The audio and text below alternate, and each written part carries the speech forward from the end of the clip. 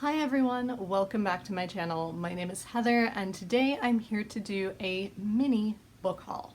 The season of library book sales is upon us and I plan to frequent quite a few this summer, but I still had some books to show you that I acquired in the late spring.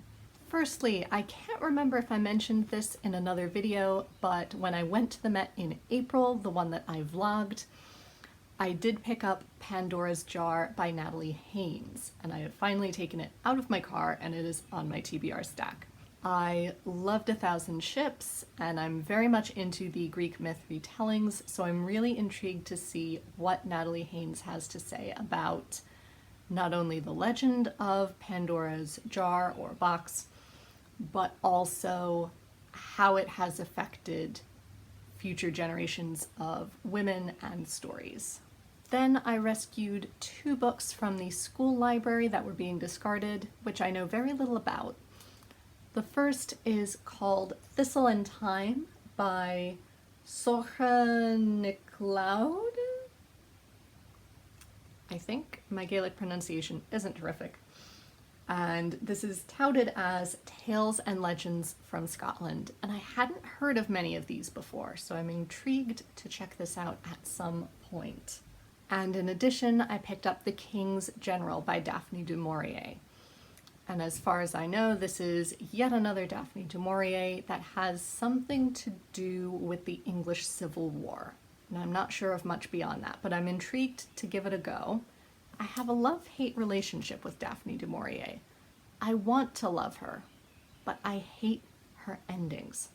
Then I went to a book sale with Marissa at Blatantly Bookish and picked up several lovely books. Firstly, there are two that I have already read, which are Matilda by Roald Dahl. I spoke about this in my April wrap-up, but I liked it so much that I thought it best that I own my own copy. And also The 100 Dresses by Eleanor Estes. This is a book that I read in the second grade with my dear friend Amanda, and I remember really loving it, but nobody talks about it these days, so I'm really pleased to have my own copy now. If you also are unfamiliar, this is a story about a couple of girls in elementary school, and one of them I believe is named Wanda, and she is universally made fun of. She is a slow reader, she is not very wealthy, she wears the same blue dress every day. But she brags about having 100 dresses in her closet. And no one can believe how this is possible. And based on the cover, you may be able to tell how she does. And it's a great lesson in compassion and seeing one another's talents for what they are. I really love it and I think it's well worth it. Then I picked up a lot of books that I have not read before. The first of which is The Shape of Darkness by Laura Purcell, which Marissa and I plan to share eventually once I have read it, because we both really like Laura Purcell and this is a story that takes place in Bath. Knowing Laura Purcell, it's probably very dark and very gothic, and I honestly don't want to know too much more than that. I also picked up Cold Comfort Farm by Stella Gibbons. I'm honestly not sure what to make of this one. So I've heard it described as a great comedy set in the earlier part of the 1900s, maybe the 1920s, I'm not sure, where a young girl is sent away to live with distant relations in this small town on this farm, and her getting to know the cast of characters and all of their quirks, as far as I know. And I first heard of this in a documentary about Stephen Fry, because apparently he was in a film or television adaptation of this a few decades ago. And everyone talked about how funny it was, and then they led into a scene that I didn't find funny at all. I found deeply uncomfortable. But then when I picked this up at the book sale and opened to a random page, I did find it kind of funny. So I'm gonna give it a go, and I'm gonna see how I feel once I've actually read it. Then I also picked up Lorna Doone by R.D. Blackmore, which I've been meaning to read for absolute ages. And I'm so pleased that I found a copy. Honestly, I know nothing of the plot. I know it's a Victorian classic. I think it's historical fiction in that it takes place many centuries earlier, and I really don't know much more than that, other than that there are also cookies or biscuits named after this novel. At least there are in the US. Then I also picked up The Wings of the Dove by Henry James, mainly because this is one of the novels that is referenced in Notting Hill, which is one of my favorite movies of all time. I don't know if this is the one that they ultimately decide to film on Hampstead Heath, but if it is, I really want to read it. I don't know much more than that. I know what sort of writer Henry James is, given that he was writing at the turn of the 20th century, that he was good friends with Edith Wharton and wrote with that sort of style. I always sort of associate him with E.M. Forster as well. But beyond that, I don't know very much, which I think is the way to go with classics. Then I couldn't not pick up The Heroine's Bookshelf by Erin Blakemore, which is, it looks like, exactly what it says, life lessons from Jane Austen to Laura Ingalls Wilder. And this looks at female characters and female authors that are classically feminine or have classic heroines, and looks at what they can still teach us today, which I think sounds great. Then I picked up a book that my mother just finished from the library, which is The Tudors in Love by Sarah Gristwood, which is an examination of courtly love in its last forms during the Tudor era. At least it claims it was in its last forms. We'll find out if I agree. Then finally, Marissa convinced me to pick up The Mysteries of Glass by Sue G or Sue G. I'm not sure how to pronounce it. But this is apparently one of Katie of Books and Things' favorite authors, and her books are hard to find here in the US. So we were very pleased that we came across it. This is historical fiction, I believe, about a Victorian clergyman. There's romance involved, there's scandal involved. It sounded interesting, so I thought I would pick it up. Then I had 2 more trips into New York City at the end of May. The first time round, which I did vlog, was my last time at the Met, and Veronica and I did finally make it to the Juilliard Bookstore. Of course, I wanted to pick up a musical score while I was there, so I picked up The Marriage of Figaro by Mozart. They had a really gorgeous edition of Les Contes d'Hoffmann that I really, really wanted, because it is the version of Les Contes d'Hoffmann that I like and that I prefer, but it was far too expensive. This was a manageable price. I know people say they don't really like the Schirmer editions, but I really like them. They have exactly as much information as I want. I don't need every single instrument's part laid out individually. That would make this twice the size. However, on their sale rack, I picked up 2 other really interesting books. The first was Ma Rainey's Black Bottom by August Wilson. I have been meaning to watch the movie for ages, and now I can read the play beforehand.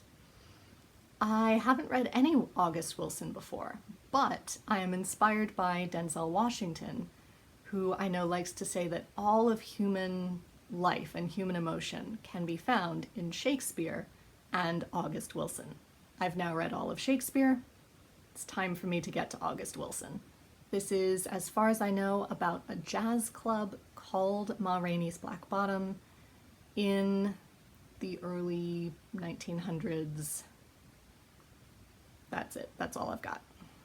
Then I also picked up In Mozart's Shadow by Carolyn Meyer. I loved Carolyn Meyer's historical fiction novels when I was much younger. She tends to write for middle grade and young adults. I loved her Tudor series. She had one about Shakespeare that was really cool. In this one, she looks at Mozart's sister, who was also a very talented musician and composer, but since he became so famous and so renowned, no one ever talks about her. So this is Carolyn Meyer trying to tell her story. And then lastly, I went in to see Being Mr. Wickham on stage with Adrian Lucas. It was a lot of fun, but I also found a new independent bookstore while we were there and picked up Empty Theater by yet another author whose name I'm not sure how to pronounce. I think it would be Yak Yin? I have no idea though. If you know, tell me down below. But this is one that I think could be really, really interesting because it looks at Empress Elizabeth of Austria and King Ludwig II of Bavaria, or Mad King Ludwig, and compares their two lives. It is historical fiction, but the comparison works because they were in fact cousins, which everyone kind of forgets about. Empress Elizabeth is becoming much more well known this side of the ocean nowadays. She was Empress of Austria from the mid to the late 19th century. Her cousin Ludwig lived around the same time, was a big fan of Wagner, for better or for worse, but he's probably most well known for building Neuschwanstein Castle, which was probably the inspiration for the Disney castles at Disneyland and Disney World. Having been to Neuschwanstein, having been through Vienna, I'm really intrigued to see where this book goes. I also have to read what is written on these ribbons if it's difficult for you to read. So it says, Empty Theater, or The Lives of King Ludwig II of Bavaria and Empress Sisi of Austria, Queen of Hungary, cousins, in their pursuit of connection and beauty, despite the expectations placed on them because of the exceptional good fortune of their status as beloved national figures, with speculation into the mysterious nature of their deaths. What more could you want? And lastly, I was very pleased and honored to get a copy of a manuscript by a former student of Veronica's, who I also sort of know, who is writing her own novel. She's going into her final year of high school, and she gave us each a copy. So I now have For Adelaide by Sarah, which I will be reading and giving her some feedback on, and hopefully, if and when it is published, or if and when she publishes anything else, I will let you know on this channel. So far, it seems to be Victorian historical fiction, the little bit of a gothic and fantastical element lurking under the surface. And it's looking really good so far, so I would be delighted to let you know more of its future when I have news. So those are all the books I picked up by the end of May. However, like I said, book sale season is upon us. I'm sure I will be back in future videos with even more books, which I really don't need, but I also really do need.